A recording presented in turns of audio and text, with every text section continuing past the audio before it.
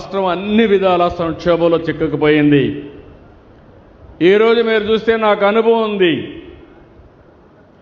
అన్నీ తెలిసిన డాక్టర్ని, నాకే నాడి అంతుబట్టలేదు. మీరు ఆ విషయం గుర్తుపెట్టుకోవాలి.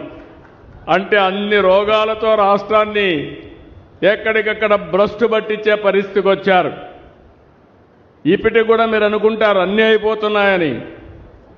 చాలా కష్టపడుతున్నాం, అన్నీ చక్కదిద్దుతున్నాం, అక్కడి నుంచి అనేక సవాళ్ళను అధిగమిస్తున్నాం, వ్యవస్థలన్నీ ఘాట్లో పెట్టుతున్నాం.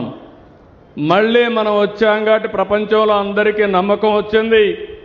నేను కూడా పోయి చెప్పాను, రాబోయే రోజుల్లో మీకు ఇబ్బందులు ఉండవు, ఇది నా గ్యారంటీ, ఇది మా రాష్ట్రం, తప్పకుండా మీకు అండగా ఉంటానని హామీ ఇచ్చాను. దాంతో మళ్ళీ బ్రాండ్. ఒకప్పుడు ఏపీ అంటే చీచీ అనేవాళ్ళు, ఇప్పుడు ఏపీ అంటే భలే భలే అనే పరిస్థితికి వచ్చారు.